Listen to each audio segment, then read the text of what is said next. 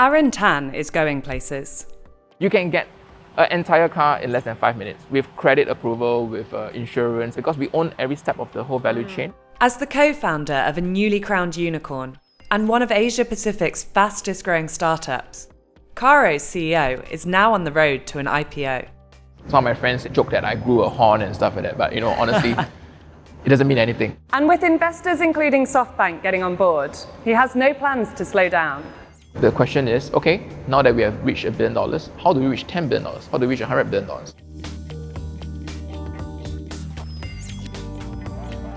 Carro, a play on the words car hero, is a Southeast Asian autos marketplace designed to simplify car deals using AI technology. The company was founded in 2015 by college friends Aaron Tan, Aditya Lesmana, and Kelvin Chung. In June 2021, it achieved coveted billion-dollar unicorn status after receiving $360 million in funding from big-name backers including SoftBank and Indonesian-based fund EV Growth. The deal takes total funding to over $500 million and pits Carro alongside key competitors in an industry worth $50 billion and growing. But, as CEO Aaron told me when we sat down at his Singapore HQ, the journey has been long. 36-year-old Aaron's entrepreneurial story started when he was 13. I went on the internet in, I would say, 1996, right? And that was when I first went on the internet and I thought, hey, this is super interesting. And then I effectively went to the local library and I tried to understand how do you build a search engine. And that's what I did. As a teenager growing up in Singapore, the computer whiz would earn extra cash by building and selling websites. But it was later, while working as a venture capitalist in the US, that he saw an opportunity to combine business prowess with his true passion, trading cars. One of the things that I found super enjoyable really is this whole buying and selling of cars. That's one part of it, right? So the interest in automotive. The second part of it is my training. When I was in the US as a VC for many years, I remember very clearly I met all kinds of automotive companies, your BP, your Uber, your DriveShift. What this shows me was the momentum in the space. While the autos resale market was flourishing in the US, the same couldn't be said for Southeast Asia.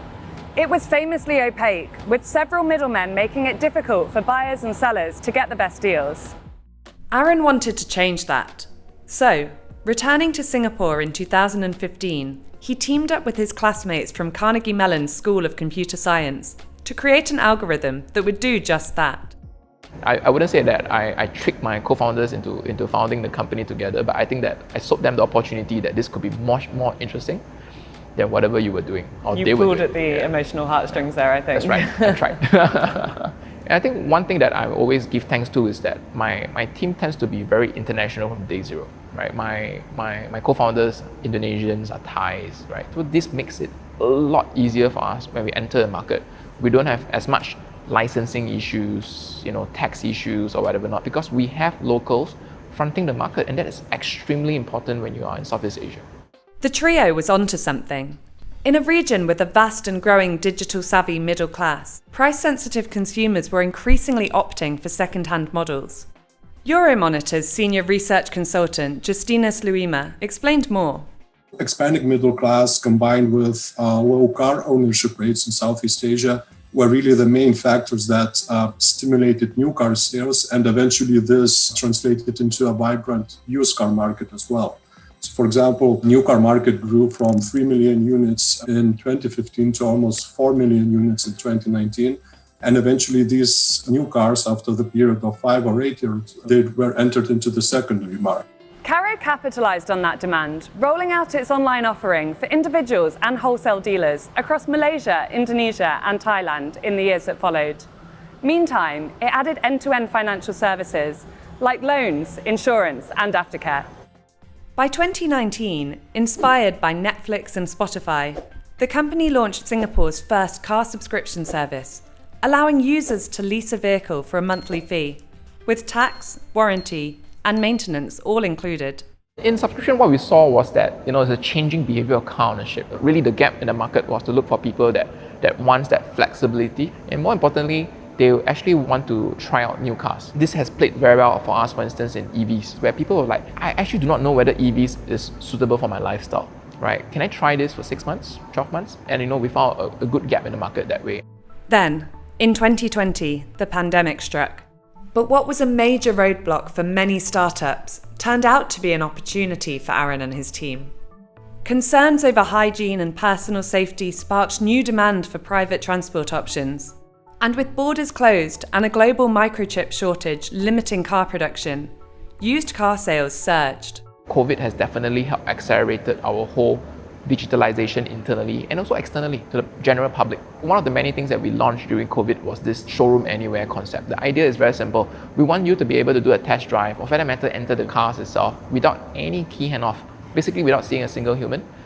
Get into the vehicle, do your test drive if you need to, kick the tires literally, and then as you are done, just swipe out and then the car will just locked, right? And then if you want to buy the car, again, just go onto the website or the app, click buy it now, and literally key in a few things, and you can walk away with the car. As of March 2021, Carro recorded revenues of $300 million, up 2.5 times on the previous year. Aaron says the 6-year-old startup is now profitable. However, that growth comes against a backdrop of growing scrutiny on the auto industry. Transportation accounts for almost a quarter of global carbon emissions, of which road vehicles make up 75%. And even as governments and automakers make plans to phase out traditional combustion engine cars with electric vehicles, many existing gas guzzlers are simply exported to developing markets. New cars are more efficient, they pollute less. And if the country relies on the used car sales a lot, it increases overall emissions, especially in the densely populated urban areas, and it adds to the health concerns in the long term. Carro, for its part, says it is playing an important role in the transition to greener transport methods. Our job is to recycle. Our job is to reuse. Our job is to enable that in the shortest period of time. And the second part of this is that EVs is a strong tailwind for us because this encourages change. And for a platform like us, we strive whenever there is change in the market. Sustainability will continue to be one of the many things on Aaron's agenda as he sets out to list his company within the next 18 to 24 months. With regional expansion, AI developments, and acquisitions all on the cards, one thing's for sure, it's going to be an eventful ride.